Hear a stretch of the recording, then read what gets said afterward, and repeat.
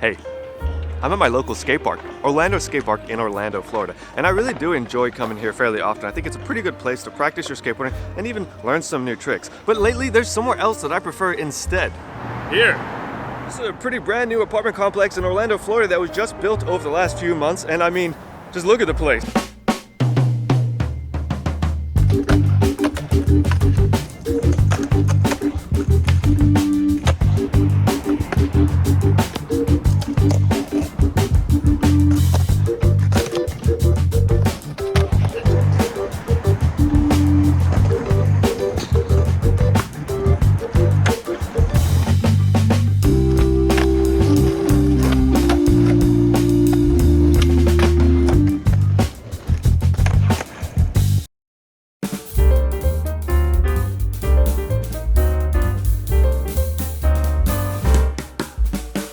So a couple of initial things about this spot that I really like. It's just a couple blocks from my apartment, about 5 minutes skating distance, which is great, even closer than the skate park. And so that's nice. It has actually some pretty decently smooth flat ground compared to what you typically get out here in the city. East Coast crust is a very real thing, even more so I think in downtown Orlando. I don't know why it is. Maybe it's the heat, maybe some other factors, who knows. But I do know that this ground is much smoother than some of the other grounds, some of the other spots nearby. Oh no! We're gonna take a detailed look around the complex, but first, check out a little session I had last night with a few homies. It was actually a couple homies. 2 homies including me. I mean, am I a homie?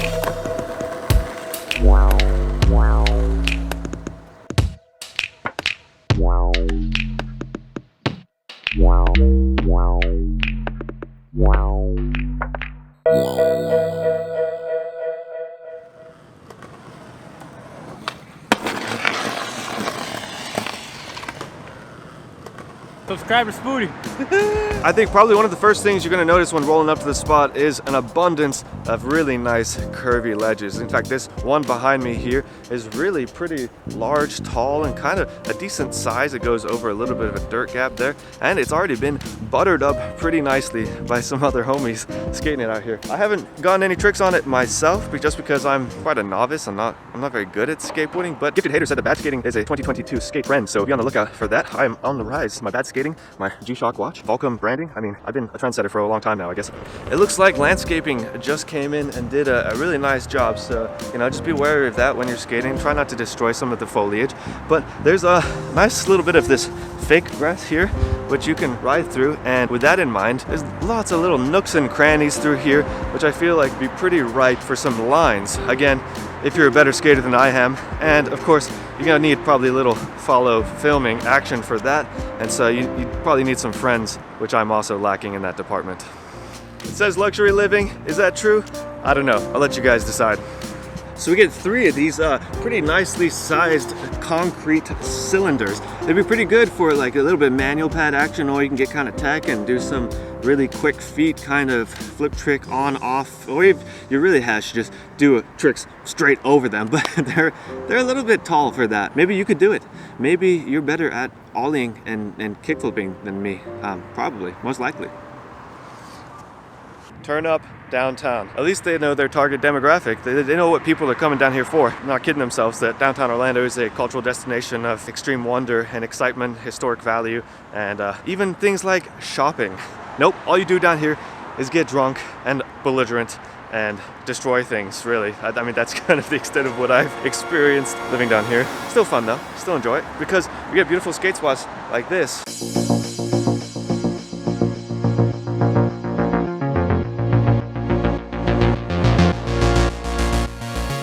Here we have what I would call probably the piece de resistance, the ending cherry on the top of the cake that sums up this entire skate spot, is quite a few options for stair sets. Stairs kind of follow the natural decline of the sidewalk and the road here, so you get a decent variety of options all the way up from 1 stair to 5 stair, and if you got really quick feet, there's like a 6 or 7 stair down here, which has no run up whatsoever.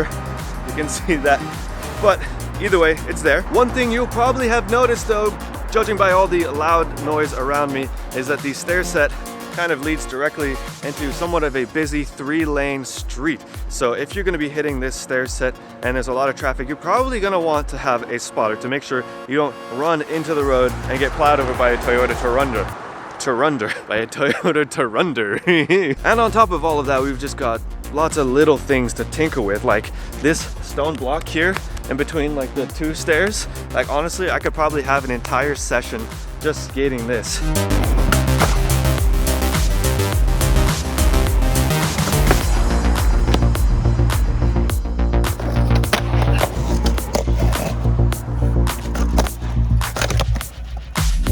It is so crazy. It's like this was designed by a skater. It's like the architect secretly had a love for skateboarding and had some prior knowledge into skate park building, and so they would just want to do a solid for some of the homies. I have to wonder this a lot because I've seen other skate spots in greater Orlando area that have almost just like this semi-skate park atmosphere. I actually made a video a few months ago, about a year ago. I link up here an Altamont Springs skate spot, which is unmistakable from the street as being a skate park, even down to the red painted lines on the ledges.